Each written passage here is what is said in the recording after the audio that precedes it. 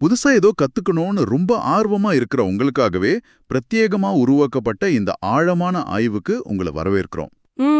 அனைவருக்கும் வணக்கம். இன்னைக்கு நாம ஃபைனான்ஷியல் இன்டெலிஜென்ஸ் அப்படிங்கிற புத்தகத்துல இருக்கிற ரொம்ப முக்கியமான உங்களை கொஞ்சம் ஆச்சரியத்துல ஆழ்த்தக்கூடிய குறிப்புகளை அலச போறோம். நீங்க ஒரு மேலாளரா இருக்கலாம், இல்லனா புதிதா விஷயங்களை கத்துக்க துடிக்கும் ஒரு நபராக கூட இருக்கலாம். ஆமா, கரெக்ட். அலுவலகத்துல எப்போவாது எண்களையும் அந்த சிக்கலான நிதி அறிக்கைகளை பார்த்து நீங்க குழம்பி போயிருக்கீங்களா? இந்த பேலன்ஸ் ஷீட் இதெல்லாம் நமக்கு சரிப்பட்டு வராதுன்னு ஒதுங்கி இருக்கீங்களா? கவலை வேண்டாம். நிறுவனத்தோட நிதி அறிக்கைகள் அப்படிங்கிறது வெறும் கணித உண்மைகள் கிடையாது. கண்டிப்பா கிடையாது. அவை உண்மையில ஒரு வகையான கலை அப்படின்னு தான் சொல்லணும். கரெக்ட், ஒரு ஆர்ட். அதுல மறைந்திருக்கும் அனுமானங்கள், அதாவது அசம்ஷன்ஸ், அப்புறம் சார்புகள், பயாஸ் அப்படின்னு சொல்லுவாங்களே, அதையெல்லாம் நீங்க சுலபமா புரிஞ்சிக்க வைக்கிறது தான் இந்த உரையாடலோட முக்கிய நோக்கம். நிதித்துறை வல்லுநர்கள் எப்படி எண்களை தங்களுக்கு ஏத்த மாதிரி முற்றிலும் சட்டப்பூர்வமா மாத்துறாங்க அப்படிங்கிறது உங்களுக்கு தெரியுமா? அது பலருக்கும் தெரியாத ஒரு ரகசியம். சரி, இத கொஞ்சம் விரிவாக பிரித்து பார்ப்போம். நீங்க பார்க்குற ஒவ்வொரு லாப கணக்கும், ஒவ்வொரு விற்பனை அறிக்கையும் 100% உண்மையானது அப்படின்னு நீங்க நம்புனா, இன்னைக்கு அந்த நம்பிக்கை சற்று ஆட்டம் காண போகுது. ஆமா, ஏன்னா பெரும்பாலான மக்கள் நிதித்துறை இல்லைன்னா கணக்கியல், அதாவது அக்கவுண்டிங் அப்படின்னா அது ஒரு துல்லியமான அறிவியல் அப்படின்னு நினைக்கிறாங்க.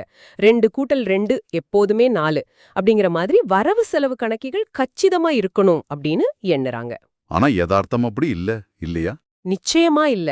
உண்மையில நிதியல் அப்படிங்கிறது அறிவியலை விட கலையை தழுவியதே நிதர்சனம். இங்க நம்ம ஆச்சரியப்படுத்தும் விஷயம் என்னவென்னா, ஒரு நிறுவனத்துல நடக்கிற ஒவ்வொன்றையும் கணக்காளர்களால துல்லியமா அளந்துவிட முடியாது. ஓ, அப்படியா? ஆமாங்க. இப்போ ஒரு பெரிய இயந்திரம் இருக்குன்னு வைங்க, அது எத்தனை ஆண்டுகள் உழைக்கும்? ஒரு குறிப்பிட்ட செலவை இந்த வருட கணக்குல வைப்பதா இல்ல அடுத்த 10 வருடங்களுக்கு பிரித்து வைப்பதா? இது போன்ற பல விஷயங்களுக்கு அவங்க மதிப்பீடுகளையும், அதாவது எஸ்டிமேட்ஸ், அப்புறம் அனுமானங்களையும் மட்டுமே நம்பி இருக்காங்க. அப்போ அந்த எண்கள் எல்லாமே ஒரு யூகத்தின் அடிப்படையில தான் இருக்கு. துல்லியமா சொல்லணும்னா ஆம். இந்த மதிப்பீடுகள் திட்டமிட்ட மோசடியா இருக்கணும்னு அவசியம் இல்ல. ஆனா அது எண்கள்ல ஒரு உள்ளார்ந்த சார்பை, ஒரு பயாஸ உருவாக்குது. இத நீங்க புரிஞ்சுக்கிட்டாதான் எண்கள் சொல்லும் கதையோட உண்மை முகம் உங்களுக்கு தெரியும். இந்த இடத்துல எனக்கு நம்ம புத்தகத்துல வர்ற ஒரு சுவாரஸ்யமான கதை ஞாபகம் வருது. ஜோ அப்படிங்கிற ஒரு ஃபோர்ட் மோட்டார் நிறுவனத்துல வேலை செஞ்சப்ப நடந்த சம்பவம் இது. அந்த பேக்கிங் கதை தானே? ஆமா, அதேதான். ஜோவும் சில நிதித்துறை வல்லுநர்களும் சேர்ந்து ஒரு மூத்த மார்க்கெட்டிங் அதிகாரி கிட்ட ஒரு நிதி அறிக்கையை சமர்ப்பிக்க போனாங்க. அவங்க உக்காந்த உடனே அந்த அதிகாரி அந்த அறிக்கையை திறக்கிறதுக்கு முன்னாடியே அவங்கள பார்த்து நேரடியா ஒரு கேள்வி கேட்டாரு. என்ன கேட்டாரு? இந்த எண்களை எவ்வளவு நேரம் எந்த வெப்பநிலையில சமைத்தீர்கள் அப்படின்னு கேட்டாரு. அருமையான கேள்வி. ஜோவுக்கு முதல்ல ஒண்ணுமே புரியல. அப்புறம்தான் அவருக்கு உரைத்தது. ஆமாம் சார், இத 350 டிகிரில 2 மணி நேரம் சமைத்தோம் அப்படின்னு ரொம்ப நகைச்சுவையா பதிலளித்தார் ஜோ. அந்த மார்க்கெட்டிங் அதிகாரிக்கு ரொம்ப நல்லா தெரியும், அந்த பிரிண்ட் செய்யப்பட்ட எண்களுக்கு பின்னால பல அனுமானங்களும் மதிப்பீடுகளும் இருக்கு அப்படின்னு. அதனாலதான் கண்மூடித்தனமா அந்த எண்களை நம்பாம அதுக்கு பின்னால உள்ள தர்க்கத்தை அவரு கேள்வி கேட்டாரு. அது ஒரு மிக சிறந்த உதாரணம். அந்த மார்க்கெட்டிங் அதிகாரி கேட்ட கேள்வியை தான் ஒவ்வொரு முதலீட்டாளரும் மேலாளரும் கண்டிப்பா கேட்கணும். ஏன்னா இந்த எண்களை சமைப்பது எல்லையை மீறும்போதுதான் உலக புகழ் பெற்ற ஊழல்கள் அரங்கேறுது. ஏதாவது உதாரணம் சொல்ல முடியுமா? கண்டிப்பா. வேர்ல்ட்காம் நிறுவனத்தை எடுத்துக்குவோம். 90களின் பிற்பகுதியில அவங்க வேறு பல நிறுவனங்களை விலைக்கு வாங்குறது மூலமா மிக வேகமா வளர நினைச்சாங்க. ஆனா அதுக்கு நிறைய பணம் தேவையே. அதுதான் பிரச்சனை. அதற்கான பணம் அவங்க கிட்ட இல்ல. பங்கு சந்தையில தங்கள் பங்குகளோட விலைய அதிகமா காட்டினா மட்டுமே உங்களால இதை செய்ய முடியும். அதனால அவங்க என்ன செஞ்சாங்க தெரியுமா? தங்களோட அன்றாட செலவுகளை, அதாவது ஆப்பரேட்டிங் எக்ஸ்பென்சஸ், உடனடியா லாபத்தை குறைக்கக்கூடிய அந்த செலவுகளை மூலதன செலவுகளாக, அதாவது கேபிட்டல் எக்ஸ்பெண்டிச்சர்ஸ மாத்தி காட்டினாங்க. ஒரு நிமிஷம் இருங்க. அன்றாட செலவுகளை மூலதன செலவுகளா மாற்றுவது அப்படின்னா என்ன? இதனால எப்படி லாபம் அதிகரிக்கும்? இத கொஞ்சம் விளக்கமா சொல்ல முடியுமா? நிச்சயமா. இத நீங்க புரிஞ்சுக்க ஒரு சின்ன உதாரணம் சொல்றேன். உங்க வீட்டுக்கு மாதம் கரண்ட் பில் கட்டுறீங்க. அது ஒரு அன்றாட செலவு. அத அந்த மாச சம்பளத்திலேருந்து தான் கழிப்பீங்க. ஆமா, அது சரிதான். அதே சமயம் நீங்க புதுசா ஒரு ஃப்ரிட்ஜ் வாங்குறீங்கன்னு வைங்க. அது பல வருஷம் உழைக்கக்கூடிய ஒரு மூலதனம். அதோட மொத்த விலையும் ஒரே மாசத்துல நீங்க செலவா காட்ட மாட்டீங்க. பல வருஷங்களுக்கு பிரிச்சு பாப்பீங்க. ஓஹோ, இப்ப புரியுது. வேர்ல்ட்காம் என்ன செஞ்சாங்கன்னா, வேட நிறுவனங்களுக்கு தொலைத்தொடர்பு லைன்களை வாடகைக்கு எடுத்ததுக்கான மாதாந்திர அன்றாட செலவுகளை ஏதோ புதுசா சொத்து வாங்கினது போல மூலதன செலவுகளா பதிவு செஞ்சாங்க. அட, அப்போ அந்த மாசத்தோட செலவு குறைஞ்ச மாதிரி தெரிஞ்சிருக்குமே. மிகச்சரி. அந்த மாதத்தின் செலவு திடீரென மிக குறைவாக காட்டப்பட்டது. செலவு குறைஞ்சா லாபம் பல மடங்கு அதிகமா காட்சியளிக்கும். இது ஒரு அப்பட்டமான மோசடி. அடப்பாவுமே. அப்போ தங்களோட அன்றாட செலவுகளை மறைச்சு அத பல வருஷங்களுக்கு பிரிச்சு போட்டு உடனடி லாபத்தை அதிகமா காட்டியிருக்காங்க. இது எவ்வளோ பெரிய தில்லு முள்ளு. இது மட்டும் இல்ல. ஆமா, இதே மாதிரி வருமானத்தை முன்கூட்டியே காட்டி ஏமாத்தின கதையும் நம்ம குறிப்புகள்ல இருக்கு. ஜெராக்ஸ் நிறுவனம் செஞ்சது. ஆமா, ஜெராக்ஸ் நிறுவனத்தோட அந்த லீஸ் மோசடி. கரெக்ட். அவங்க தங்களோட நகலெடுக்கும் இயந்திரங்களை, அதாவது போட்டோ காப்பியர்ஸை 4 வருட குத்தகைக்கு லீஸுக்கு வித்து வந்தாங்க. அந்த பணத்துல இயந்திரத்தின் விலை அப்புறம் 4 வருடங்களுக்கான பராமரிப்பு செலவும் அடங்கும். வழக்கமா இந்த வருமானத்தை அந்தந்த வருஷத்துல தானே கணக்குல காட்டணும். ஆமா, அதுதான் விதி. ஆனா ஜெராக்ஸ் அதிகாரிகள் தங்கள் லாபம் குறைந்து பங்குகளின் விலை சரிந்து விடுமோ அப்படிங்கிற பயத்துல எதிர்காலத்துல வரவிருக்கும் வருமானத்தை, அதாவது சுமார் $6 பில்லியன் மதிப்பிலான வருமானத்தை முன்கூட்டியே இன்றே கணக்கில் காட்டத் தொடங்கினாங்க. வராத பணத்தை வந்ததா கணக்கு காட்டுறது எப்பேற்பட்ட மோசடி. ஆமா. எனவே இதற்கெல்லாம் என்ன அர்த்தம்? நீங்க எண்களை பார்க்கும்போது அவை அனைத்தும் கல்வெட்டில் பொறிக்கப்பட்ட உண்மைகள் அப்படின்னு நினைக்கக்கூடாது. நிதி அறிக்கை தயாரிப்பவர்கள் முடிவுகளை தங்கள் கட்டுப்பாட்டிற்குள் கொண்டு வர அனுமதிக்காம அந்த எண்களுக்கு பின்னால் உள்ள தர்க்கத்தை நீங்க கேள்வி கேட்கணும். கண்டிப்பா. சரி, இப்படி லாபத்தையும் வருமானத்தையும் இவ்வளோ சுலபமா மாத்தி எழுத முடியும்னா நம்ம எல்லாரும் ரொம்ப முக்கியம்னு நினைக்கிற வருமான அறிக்கை, அதாவது இன்கம் ஸ்டேட்மெண்ட் மேலேயே ஒரு பெரிய சந்தேகம் வருதே. நிறைய பேருக்கு அந்த சந்தேகம் வர்றது இயற்கை தான். நிறைய பேர் வருமான அறிக்கை அப்படிங்கிறது எவ்வளோ பணம் உள்ள வந்தது, எவ்வளோ பணம் வெளியே சென்றது என்பதை அப்படியே காட்டும் ஒரு வங்கி பாஸ்புக் போன்ற அறிக்கை அப்படின்னு தவறாக நினைத்து கொண்டிருக்கிறார்கள். லாபம் என்பதே சில நேரங்கள்ல ஒரு கற்பனையாக தான் இருக்கு இல்லையா? ஆமாம், நீங்க சொல்வது 100% உண்மை. பணம் உள்ள வருவதையும் வெளியே செல்வதையும் காட்டும் அறிக்கை பணப்புழக்க அறிக்கை, அதாவது கேஷ் ஃப்ளோ ஸ்டேட்மெண்ட். ஆனா வருமான அறிக்கை என்பது முற்றிலும் வேறுபட்டது. அது எப்படி வேறுபடுது? இத சரியாக புரிந்து கொள்ள நீங்க ஒரு முக்கியமான விதியை தெரிஞ்சுக்கணும். அதுதான் பொருத்துதல் கொள்கை. ஆங்கிலத்துல த மேட்சிங் பிரின்சிபல் அப்படின்னு சொல்லுவாங்க. இதை நான் மிக எளிமையா விளக்குறேன். சொல்லுங்க. ஒரு பொருளை விற்கும் பொழுது ஆகும் செலவுகளை அந்த விற்பனை நடக்கும் அதே காலகட்டத்துல கணக்குல காட்டுவதுதான் இந்த கொள்கை. உதாரணமா, நீங்க 1 லட்சம் ரூபா கொடுத்து உங்களது ஃப்ரீலான்ஸ் வேலைக்காக ஒரு லேப்டாப் வாங்குறீங்க. அது அடுத்த 5 வருஷத்துக்கு உங்களுக்கு உழைக்க போகுது. அதனால இந்த மாசம் எனக்கு 1 லட்சம் நஷ்டம் அப்படின்னு நீங்க கணக்கு காட்ட மாட்டீங்க. அந்த 1 லட்சம் ரூபாய் செலவை அந்த லேப்டாப் மூலம் நீங்க சம்பாதிக்க போகும் அடுத்த 5 வருட வருமானத்தோடு பொருத்தி பாப்பீங்க. அதாவது மேட்ச் பண்ணுவீங்க. ஓ, அப்போ மாதம் கொஞ்சமா செலவை கழிப்போம். சரியா சொன்னீங்க. ஆக உங்கள் வருமான அறிக்கையில் காட்டப்படும் செலவு நீங்க அந்த மாதம் எழுதிய செக்கின் தொகை அல்ல, அந்த விற்பனைக்காக கணக்கிடப்பட்ட பொருத்தப்பட்ட செலவு மட்டுமே. இங்குதான் விஷயம் மிகவும் சுவாரஸ்யமாகிறது. ஏன்னா இந்த செலவுகளை எப்போ எப்படி பொருத்துவது அப்படிங்கிற முடிவுல தான் எல்லா தந்திரங்களும் நடக்குது. குறிப்பா வருமானத்தை அங்கீகரித்தல், அதாவது ரெவென்யூ ரெகக்னிஷன் அப்படிங்கிற விஷயத்துல. ஆமா, அதுல நிறைய ஓட்டைகள் இருக்கு. ஒரு பொருளை விற்றதற்கான வருமானத்தை எப்போது கணக்கில் சேர்ப்பது அப்படின்றதுல நிறைய விளையாடுகள் இருக்கு. சாஃப்ட்வேர் நிறுவனங்கள் இதை எப்படி பயன்படுத்துறாங்க தெரியுமா? அந்த சேனல் ஸ்டஃபிங் பற்றி தானே சொல்ல போறீங்க? அதேதான். காலாண்டின் முடிவுல லாபத்தை காட்ட வேண்டும் என்ற கட்டாயம் வரும்போது அவங்க விற்கப்படாத சாஃப்ட்வேர் பெட்டிகளை விநியோகஸ்தர்களுக்கு, டிஸ்ட்ரிபியூட்டர்ஸ் கிட்ட வலுக்கட்டாயமாக தள்ளிவிட்டு அதையே ஒரு விற்பனையாக கணக்கில் காட்டிடுவாங்க. இதுக்கு தான் சேனல் ஸ்டஃபிங் அப்படின்னு பேரு. அதாவது கஸ்டமர் வாங்கலேனாலும் வித்ததா கணக்கு. ஆமா, வாடிக்கையாளர் அந்த பொருளை வாங்குறதுக்கு முன்பே கடையில சரக்கை அடக்கிவிட்டு அதை தங்கள் வருமானமாக காட்டிக்கொள்வது. இது பெரிய தப்பு. ஆமா, இது ஒரு பெரிய சிக்கல். ஆனா எல்லா நிறுவனங்களும் இப்படி செய்வதில்லை அப்படிங்கறதையும் நாம பதிவு செய்யணும். மேக்ரோமீடியா என்ற நிறுவனம் எப்படி நேர்மையாக நடந்துகிட்டாங்க அப்படிங்கறதையும் நாம கவனிக்கணும். அவங்க என்ன செஞ்சாங்க? இந்த சேனல் ஸ்டஃபிங் மோசடி தொழில்துறையில பரவிய போது மேக்ரோமீடியா நிறுவனம் தங்கள் விநியோகஸ்தர்களிடம் உள்ள விற்கப்படாத சரக்குகளின் மதிப்பீட்டை வெளிப்படையாக அறிவித்து தாங்க அந்த மோசடியில ஈடுபடவில்லை அப்படிங்கறத முதலீட்டாளர்களுக்கு நிரூபிச்சாங்க. நேர்மையும் இந்த துறையில சாத்தியம்தான். நேர்மை சாத்தியம்தான். ஆனா பேராசைக்கு அளவே இல்ல அப்படிங்கிறதுக்கு அடெல்பியா நிறுவனத்தின் கதையை படிக்கும்போது எனக்கு பகிர்னாயிடுச்சு. நான் இதை சரியா புரிஞ்சுக்கிட்டேனான்னு நீங்க தான் சொல்லணும். சொல்லுங்க பாப்போம். கேபிள் டிவி சேவையை வழங்கி வந்த இந்த நிறுவனம் வாடிக்கையாளர்களுக்கு தேவையான கேபிள் பாக்ஸ்களை ஒரு சப்ளையரோட $500 வாங்கி வந்தாங்க. ஒரு நாள் அவங்களுக்கு ஒரு புத்திசாலித்தனமான யோசனை தோன்றி சப்ளையர் அழைத்து ஒரு விஷயம் சொன்னாங்க. என்ன சொன்னாங்க? நாங்கள் உங்கள் பாக்ஸ்களை பயன்படுத்துவதற்காக உங்களுக்கு $26 மார்க்கெட்டிங் கட்டணம் விதிக்கப் போகிறோம். நீங்கள் பாக்ஸின் விலையை $526 உயர்த்திக் கொள்ளுங்கள் அப்படின்னு சொன்னாங்க. அதாவது விலையை ஏத்திட்டு அந்த ஏத்துன தொகைய மார்க்கெட்டிங் ஃபீஸா திரும்ப வாங்குறது. சரியா பிடிச்சிட்டீங்க. அதாவது $526 பில்லு வரும். அதுல $26 மார்க்கெட்டிங் கட்டணமா கழிச்சிட்டு அடெல்பியா பழையபடி அதே $500 மட்டும் கொடுக்கும். இங்கு உண்மையான பணப்பரிமாற்றம் எதுவுமே மாறல. இந்த $26 எந்த வேலையும் செய்யாம வருமானம் அப்படின்னு அடெல்பியா தனது கணக்குல காட்டியது.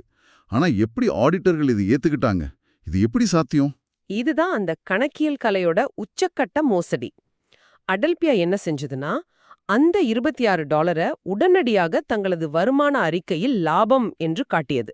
சரி, ஆனா அந்த $526 பில் வந்ததே, அந்த செலவை எப்படி கணக்கு காட்டினாங்க? அங்கதான் சூட்ச்மம் இருக்கு. அந்த கேபிள் பாக்ஸ் ஒரு நீண்ட கால சொத்து என்பதால் அந்த $526 செலவை உடனடியாக கணக்கில் காட்டாமல் அடுத்த பல வருடங்களுக்கு தேய்மானமாக, அதாவது டெப்ரிசியேஷனாக பிரித்து எழுதினாங்க. Oh my God! அப்போ வருமானம் இன்னைக்கே வந்துரும், ஆனா செலவு பல வருஷத்துக்கு தள்ளி போகும். ஆமா, அதாவது வருமானம் உடனடியாக கிடைக்கும், ஆனால் செலவு பல வருடங்களுக்கு தள்ளி போடப்படும். காற்றிலிருந்து மில்லியன் கணக்குல லாபத்தை உருவாக்குனாங்க. இது 2000ஆம் ஆண்டுல $37 மில்லியன், 2001ல $54 மில்லியன் அவங்களோட லாபத்தை உயர்த்தி காட்டியது. கேட்கவே ரொம்ப அதிர்ச்சியா இருக்கே. அப்போ வருமானம் வரலனாலும் வந்த மாதிரி காட்டலாம், செலவு நடந்தாலும் அதை நடக்காத மாதிரி தள்ளி போடலாம். அதேதான். இதே போல தேய்மானத்தை வச்சு வேஸ்ட் மேனேஜ்மெண்ட் நிறுவனம் செஞ்ச மோசடியும் ரொம்ப பிரபலம். ஆமா, அந்த குப்பை அள்ளும் லாரிகள் கதை. கரெக்ட். அவங்களுக்கு 20,000 குப்பை அள்ளும் லாரிகள் இருந்துச்சு. வழக்கமா இந்த லாரிகளோட வாழ்நாள் 8 முதல் 10 ஆண்டுகள் அப்படின்னு கணக்கிடப்பட்டு அதற்கேற்ப வருடாந்திர தேய்மானம் கழிக்கப்பட்டு வந்தது. அதாவது 10 வருஷம்னா 10ஆ பிரிப்பாங்க. $1,00,000 மதிப்புள்ள லாரிய 10 வருஷம் பயன்படுத்துறாங்கன்னா வருஷத்துக்கு $10,000 செலவுன்னு கணக்குல காட்டுவாங்க. ஆனா லாபத்தை உயர்த்த அவங்க என்ன செஞ்சாங்க தெரியுமா? வாழ்நாள மாத்தி எழுதுனாங்க இல்லையா? ஆனா லாரிகளோட வாழ்நாள 14 ஆண்டுகளாக மாத்தி எழுதுனாங்க. குப்பை தொட்டிகளின் வாழ்நாள 15 முதல் 20 ஆண்டுகளாக உயர்த்தினாங்க. இதனால என்ன ஆகும்னு யோசிச்சு பாருங்க. அதே $1,00,000 லாரிய 20 வருஷத்துக்கு பிரிக்கும்போது வருஷத்துக்கு செலவு வெறும் $5,000 குறையுது. அட, அப்போ ஆட்டோமேட்டிக்கா அந்த வருஷத்தோட லாபம் $5,000 அதிகமா தெரியுது. கண்டிப்பா. ஒரு லாரிக்கு $5,000னா 20,000 லாரிகளுக்கு கணக்கு போட்டு பாருங்க. இப்படி வெறும் பேப்பர்ல நம்பரை மாத்தி எழுதுனதன் மூலம் $716 மில்லியன் லாபத்தை அவங்க மாயாஜாலம் போல உருவாக்கினாங்க. உண்மையிலே இது மாயாஜாலம்தான். வருமான அறிக்கையில லாபத்தை கூட்டி காட்ட பயன்படுத்தப்படும் இன்னொரு வழி ஒருமுறை கட்டணங்கள், அதாவது ஒன் டைம் சார்ஜஸ் அல்லது ரீஸ்ட்ரக்சரிங். இது ரொம்ப வழக்கமான ஒரு உத்தி. ஆமா, ஒரு புதிய சிஇஓ பதவி ஏற்கும்போது ஒட்டுமொத்த நிறுவனத்தையும் சரி செய்கிறேன் அப்படின்னு கூறி ஆயிரக்கணக்கான ஆட்களை வேலையிலிருந்து தூக்குவாங்க. சன்பீம் நிறுவனத்தின் சிஇஓ ஷெய்ன்சா அல்டன்லப் அப்படிங்கிறவர் இதுக்கு பெயர் போனவர். ஆமா, அவர் ரொம்ப ஃபேமஸ் இதுக்கு. பெரிய அளவுல ஆட்குறைப்பு செஞ்சு அந்த வருஷத்துல மிகப்பெரிய நஷ்டத்தை கணக்குல காட்டிடுவார். இத பிக் பேத் அப்படின்னு சொல்லுவாங்க. எல்லா குப்பையும் ஒரே வருஷத்துல கொட்டிட்டா அடுத்தடுத்த வருஷங்கள்ல செலவுகள் குறைஞ்சு லாபம் மிகப்பெரியதாக காட்சியளிக்கும். பங்குச்சந்தை இதை கொண்டாடும். ஆனா அது நிரந்தரம் இல்லையே. இல்லவே இல்ல. இது ஒரு குறுகிய கால தந்திரம். நீண்டகால நோக்கில் நிறுவனத்தின் மதிப்பு சீர்குலைந்து இறுதியில் அந்த நிறுவனத்தை யாரும் வாங்க முன்வராத நிலைக்கு தள்ளப்பட்டு அவரும் வெளியேற்றப்பட்டார். இவ்ளோ நேரம் நாம வருமான அறிக்கையில் உள்ள ஓட்டைகளை பத்தி பேசணும். நிறுவனத்தோட மேலாளர்கள் தினமும் இந்த வருமான அறிக்கையைத்தான் பார்த்து பதற்றப்படுவாங்க. ஆனா வங்கி அதிகாரிகளும் அனுபவமிக்க முதலீட்டாளர்களும் முதல்ல எதை பாப்பாங்கன்னு தெரியுமா? எதை பாப்பாங்க? இருப்புநிலை குறிப்பு, அதாவது பேலன்ஸ் ஷீட்டை தான் அவங்க முதல்ல பாப்பாங்க. அது ஏன்? வருமான அறிக்கையில தான் இவ்ளோ தந்திரங்கள் இருக்கே. அப்போ இருப்புநிலை குறிப்பில் அப்படி என்ன ஒளிந்திருக்கிறது? முதலீட்டாளர்கள் ஏன் அதை அவ்வளோ முக்கியமா நினைக்கிறாங்க? இத ஒரு பரந்த பின்னணியுடன் இணைத்து பார்த்தால் உங்களுக்கு எளிதாக புரியும். வருமான அறிக்கை அப்படிங்கிறது நீங்க கல்லூரியில் எழுதும் ஒரு செமிஸ்டர் தேர்வுக்கான மார்க் ஷீட் போன்றது. அந்த ஒரு குறிப்பிட்ட மாதத்திலோ அல்லது வருடத்திலோ நீங்க எப்படி செயல்பட்டீர்கள், எவ்வளவு லாபம் சம்பாதித்தீர்கள் என்பதை மட்டுமே அது காட்டும். ஓகே. ஆனா இருப்புநிலை குறிப்பு என்பது உங்களோட ஒட்டுமொத்த ஜிபிஏ, அதாவது கியூமுலேட்டிவ் ஜிபிஏ போன்றது. நிறுவனம் தொடங்கப்பட்ட நாள் முதல் இன்று வரை அதோட ஒட்டுமொத்த நிதி நிலைமை என்ன அப்படிங்கறத ஒரு குறிப்பிட்ட கணத்துல இது படம் பிடித்து காட்டுகிறது. முழு பிக்சரையும் காட்டும். ஆமாம், நிறுவனத்தின் ஒட்டுமொத்த சொத்துக்கள், அதாவது அசெட்ஸ் என்ன, அதன் பொறுப்புகள், அதாவது கடன்கள், லயபிலிட்டிஸ் என்ன என்பதை இது தெளிவாக உணர்த்துகிறது. இதை நான் இன்னும் எளிமையா எந்தவிதமான சிக்கலான வார்த்தைகளும் இன்றி புரிஞ்சிக்க ஒரு சின்ன சூத்திரம் சொல்றேன். சொத்துக்கள் ஈக்குவல்ஸ் டு பொறுப்புகள் பிளஸ் உரிமையாளர்களின் ஈக்விட்டி, அதாவது assets equals liabilities plus owners equity. மிக சரியான சூத்திரம். நீங்க என்னவெல்லாம் சொந்தமா வச்சிருக்கீங்களோ அது சொத்துக்கள். அந்த சொத்துக்களை வாங்கறதுக்கு நீங்க வெளியில வாங்கிய கடன்கள் பொறுப்புகள். மீதமுள்ள உங்கள் சொந்த பணம் தான் உரிமையாளர்களின் ஈக்விட்டி. ஒரு நிறுவனம் தன்னிடமுள்ள சொத்துக்களை எப்படி பெற்றது என்பதற்கான விளக்கம்தான் இது. இந்த இரண்டு பக்கங்களும் எப்போதுமே சமமாக இருக்க வேண்டும். அதனால தான் இதற்கு பேலன்ஸ் ஷீட் என்று பெயர். இதுல எந்த தில்லுமுள்ளும் பண்ண முடியாதுன்னு தான் தோணுது. அப்படி நினைச்சிடாதீங்க. இந்த இருப்புநிலை குறிப்பிலும் கணக்காளர்கள் செய்யும் நிறைய வித்தைகள் இருக்கு. குறிப்பா நற்பெயர், அதாவது குட்வில் என்றொரு கணக்கு உள்ளது. ஒரு நிறுவனம் மற்றொரு நிறுவனத்தை விலைக்கு வாங்கும்போது அந்த நிறுவனத்தின் உண்மையான சொத்து மதிப்பை விட அதிகமா பணம் கொடுத்தால் அந்த அதிகப்படியான தொகை நற்பெயர் என்று கணக்கில் வைக்கப்படும். கொஞ்சம் விளக்கமா சொல்ல முடியுமா? கண்டிப்பா. உதாரணமா, ஒரு நிறுவனத்தோட உண்மையான சொத்து மதிப்பு 10 கோடி ரூபாய் அப்படின்னு வச்சுக்குவோம். ஆனா நீங்க அத 15 கோடி கொடுத்து வாங்குறீங்கன்னா அந்த அதிகப்படியான 5 கோடி ரூபாய் தான் குட்வில். டைகோ நிறுவனம் இத வைத்து மிகப்பெரிய தந்திரம் செய்தது. ஒரு நிமிஷம், இந்த இடத்துல எனக்கு ஒரு சின்ன விளக்கம் தேவை. நாம முன்னாடி லாரிகளுக்கு தேய்மானம் டெப்ரிசியேஷன் பார்த்தோம் இல்லையா? அதே மாதிரி இந்த குட்வில்லுக்கும் மதிப்பு குறைப்பு செய்யணுமா? அருமையான கேள்வி. லாரிகள் போன்ற கண்ணுக்கு தெரியும் சொத்துக்களுக்கு தேய்மானம் கணக்கிடுவது போல நற்பெயர், காப்புரிமை, அதாவது பேட்டன்ட்ஸ் போன்ற கண்ணுக்கு தெரியாத அருவச் சொத்துக்களுக்கும் மதிப்பு குறைப்பு செய்வாங்க. இத ஆங்கிலத்துல அமார்டைசேஷன் அப்படின்னு சொல்லுவாங்க. ஓ, அமார்டைசேஷன். சரி. பழைய கணக்கியல் விதிகளின்படி இந்த நற்பெயர் தொகையையும் ஒவ்வொரு வருடமும் கொஞ்சம் கொஞ்சமாக செலவாக கணக்கில் காட்ட வேண்டும், அதாவது அமார்டைஸ் செய்ய வேண்டும். இது லாபத்தை குறைக்கும். ஆனா புதிய விதிகள் என்ன சொன்னது என்றால், அந்த நற்பெயரின் மதிப்பு குறையவில்லை என்று நீங்க நிரூபித்தால் அதற்கு அமார்டைசேஷன் செய்ய தேவையில்லை என்றது. இது டைகோ நிறுவனத்துக்கு ரொம்ப வசதியா போச்சு போல. ரொம்பவே வசதியா போச்சு. இதை பயன்படுத்தி கொண்ட டைகோ நிறுவனம் வெறும் 2 ஆண்டுகள்ல 600க்கும் மேற்பட்ட நிறுவனங்களை வாங்கியது. அவங்க வாங்கிய நிறுவனங்களின் நிஜ சொத்துக்களின் மதிப்பை குறைத்து மதிப்பிட்டு நற்பெயர் தொகையை மிக அதிகமாக காட்டினாங்க. இதனால அவங்களுக்கு என்ன லாபம்? இதனால என்ன ஆச்சுன்னா, புதிய விதிகளின்படி நற்பெயருக்கு அமார்டைசேஷன் கிடையாது என்பதால் அவங்களோட லாபம் குறையவே இல்ல. அது செயற்கையாக விண்ணை தொட்டது.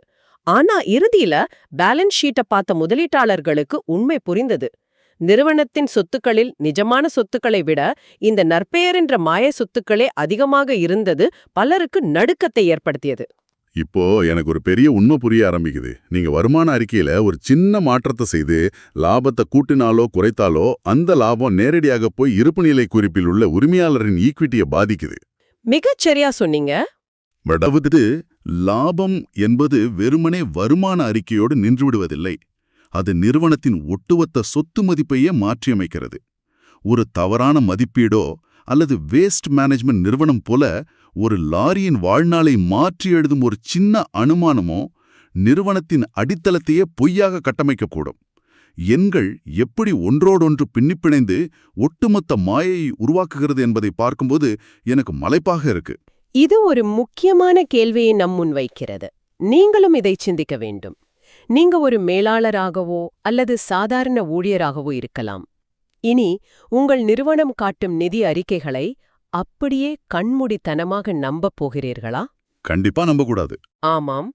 இந்த எண்களுக்கு பின்னால் உள்ள மதிப்பீடுகள் என்ன, அனுமானங்கள் என்ன என்று தைரியமாக கேள்வி கேட்கப் போகிறீர்களா? இந்த ஆழமான ஆய்வின் மூலம் நாம் புரிந்து கொண்ட மிக முக்கியமான பாடம் இதுதான். நிதி அறிக்கை என்பது வெறும் எண்களின் தொகுப்பல்ல, அது மனிதர்களின் அனுமானங்கள், மதிப்பீடுகள் மற்றும் பல சார்புகளின் கலவை. உண்மையான ஃபைனான்ஷியல் இன்டெலிஜென்ஸ் என்பது இந்த கலவையை புரிந்து கொண்டு அந்த எண்கள் ஏன் அப்படி இருக்கின்றன என்று சரியான கேள்விகளை கேட்பதுதான். நேயர்களே, உங்களுக்கான ஒரு இறுதி சிந்தனை இது.